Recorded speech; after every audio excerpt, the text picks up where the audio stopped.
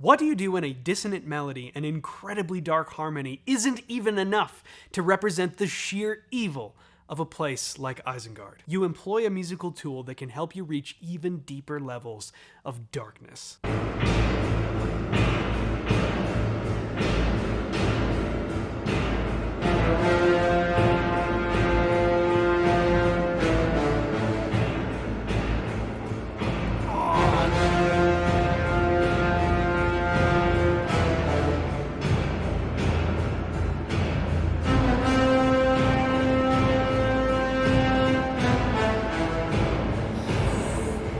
Clearly, we're talking about the use of 5/4. And I feel like this theme is Howard Shore's question: what would happen if you took the Imperial March, made it 5/4, and somehow even darker? Here's the thing about this theme. It's not long. It's not hard to understand. It's very blatant. I mean, it tells us exactly how we're supposed to feel the moment we hear it. And that is completely off kilter and in fear of this incredibly dark and unstable place. This is what I think the 5/4 choice does incredibly well. And that 5/4 choice, it's not like a brief thing where there's like a section of 5/4 and then we go back to 4/4 and it's nice and comfortable. No. The whole thing is in 5/4. The fact that it's 5 is what matters, and it matters more than you think, because the harmony, obviously, that tells us what we're supposed to hear. There's not a whole lot of harmony going on, but we do have some harmony in the low brass.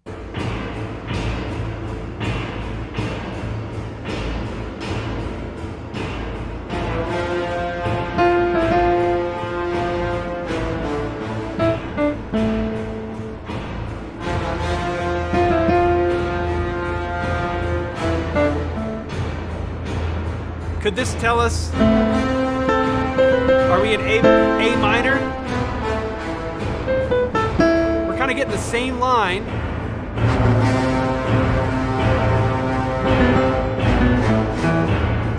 Right, so we have really one melodic line. That's it. And then we jump that up a fourth. That's it. There's nothing else to this.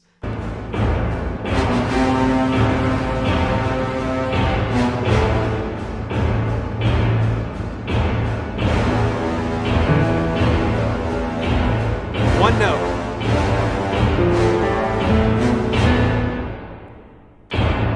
Oh.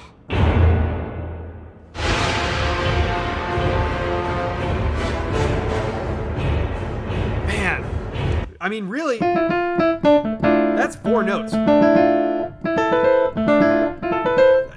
4 notes, that's all we have, right? And it's not even clear what, like, the chords are. That's not the important part of this. It's not like there's a chord progression that I can see here and go, oh, it goes from A minor to D minor to A minor to somewhere else.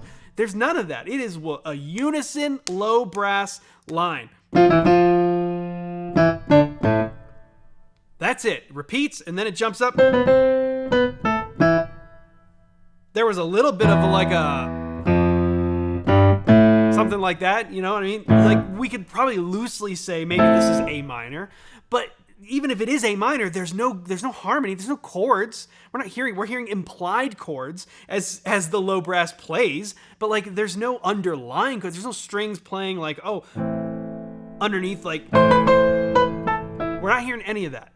It's just this driving 5/4. Now, this driving 5/4, I think, is really interesting because we have our accents on the 1 and the 3.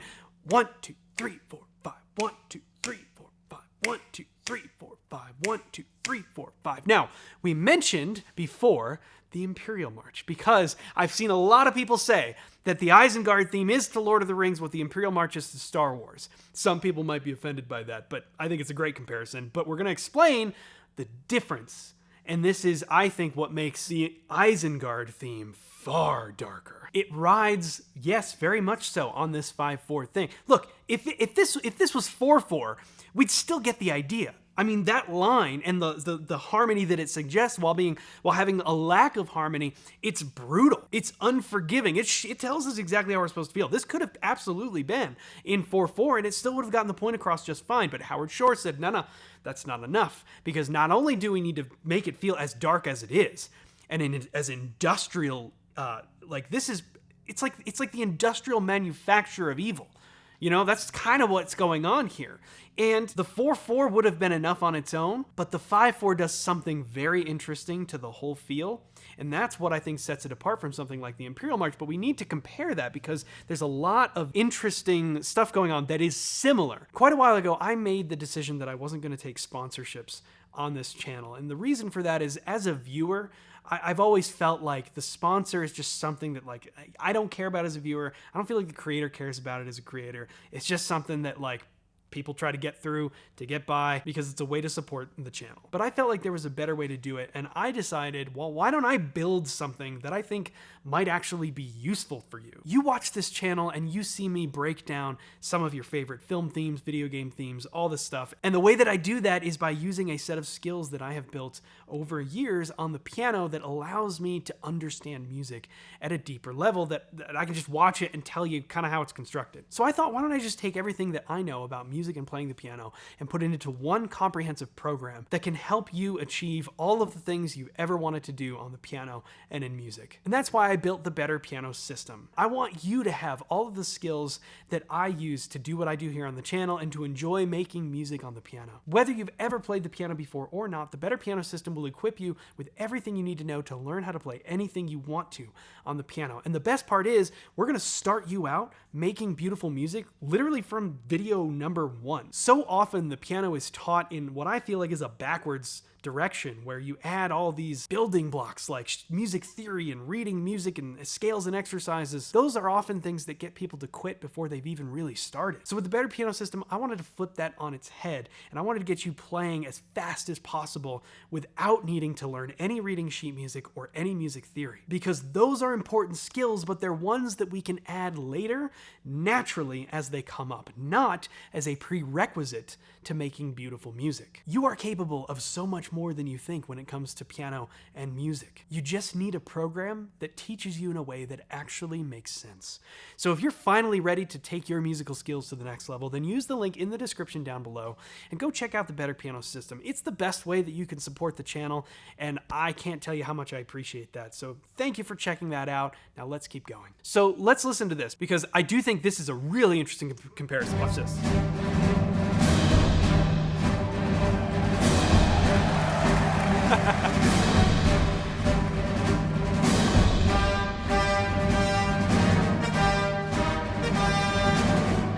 Right here in the beginning, we do have a unison brass line, but we have underlying harmony now.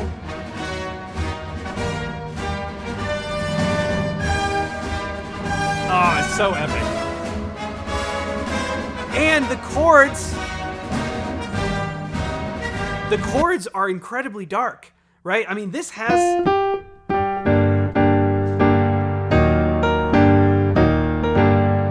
it has that motion that we've talked about that pops up all over the place when we want to depict something absolutely, unequivocally as dark as can be. We get that minor 6 chord, but make that minor also, which is kind of unusual. Normally we expect... and we do hear that major flat 6 chord in the Imperial March for sure.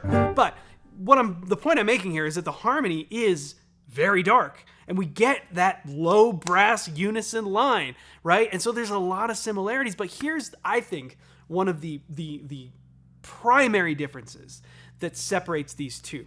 The Imperial March has a vibe to it that almost, how do I say this?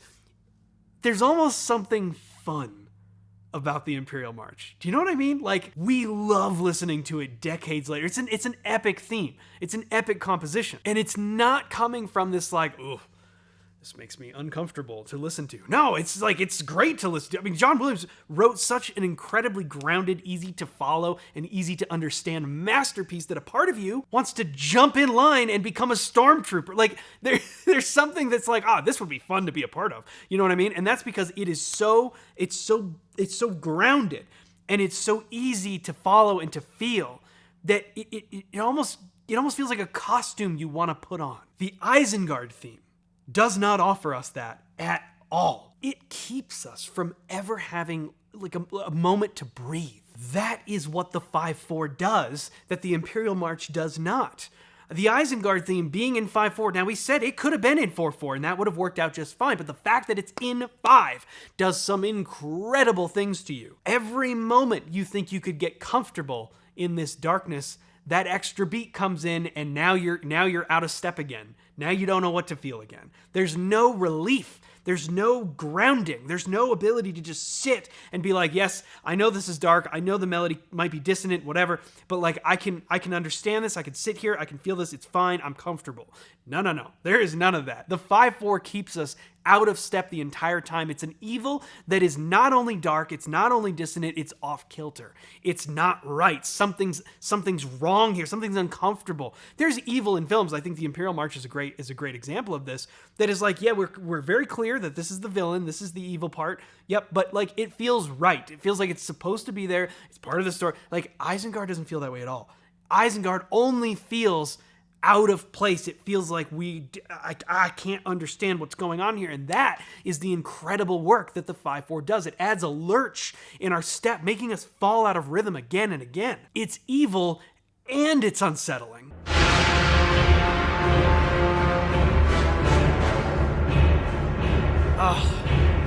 It sounds like so many things all at once. I mean, it's obviously an industrial machine. And we hear the literal hammers hitting metal.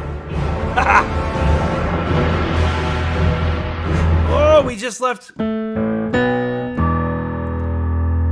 We made sort of a key change, if you can even call it that. Key change, I guess, sort of. It sounds like an engine, too. There's something just, it's like rotating machinery, you know? And I think the combination of like, you can hear the hammers forging weapons. There's just, man, that one thing being in 5/4 and accenting the 1 and the 3. 1, 2, 3, 4, 5. 1, 2, 3, 4, 5. 1, 2, 3, 4. I mean, not even the hammering gets to be in rhythm, right? I mean, how many times have you seen a blacksmith work on something and there's a very rhythmic like bang, bang, bang? Like you can really imagine that feeling normal, but this place is so evil that it doesn't even get to have that rhythm. The whole thing is completely off kilter. An engine running that sounded that uneven would not run very well. Oh, that's like the only harmony we get in the entire thing.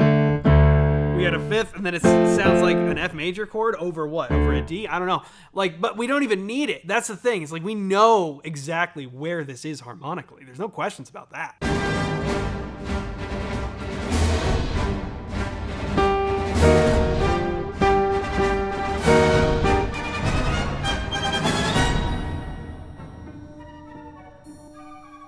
See, it sounds like sneaky. You know what I mean? Like it sounds like it's fun. And yes, like Darth Vader is one of the greatest villains in cinematic history, of course. And this is one of the greatest villain themes in cinematic history. But we get beautiful harmony.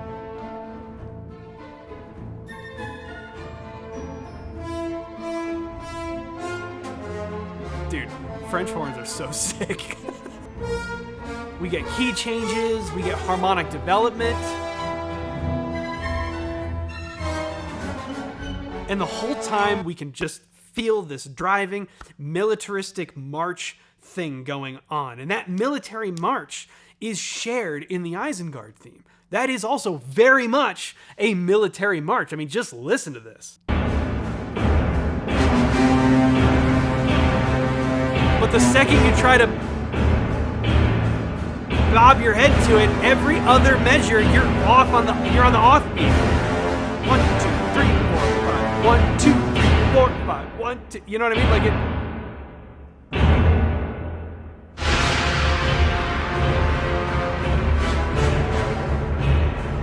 You can get that right, but then on the next time around, you're on the other side of the beat. That's what's cool about an odd meter, right? Is because if you keep this steady thing going, every other measure, you're going to be on the opposite beat.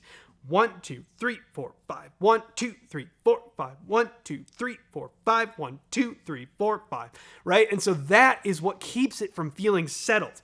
That's what keeps it from feeling like you could march along to this, but yet it is absolutely a military march in its own way. It just does it in a totally unsettling way. Like, that's what's so brilliant about this theme is it's evil, but it's evil in a way that is like not like a comfortable evil, which is a weird thing to say. But when we compare it to the Imperial March, that is in a way a comfortable evil. It's beautiful harmony. It's dark harmony, yes, but it's beautiful. There's key changes, all kinds of harmonic development.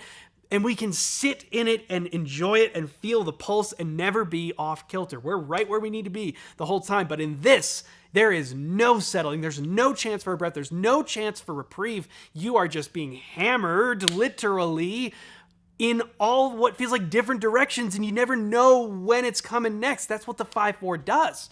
It's such a simple compositional tool, but it is a absolutely brilliant one. And I think it's what makes the Isengard theme stand out among evil themes. And that's like even amongst evil themes in Lord of the Rings, you know, because it is just so unique in the sense that it relies very little on harmony and a lot on rhythm to make you feel uncomfortable. Speaking of uncomfortable, in the next episode, we're going to talk about another theme that makes you feel uncomfortable, but in a very different way. And despite the evil and the scariness of Isengard, I think that this next scene gives way to the scariest scene in the entire trilogy. So stay tuned for that, and we'll see you in the next video.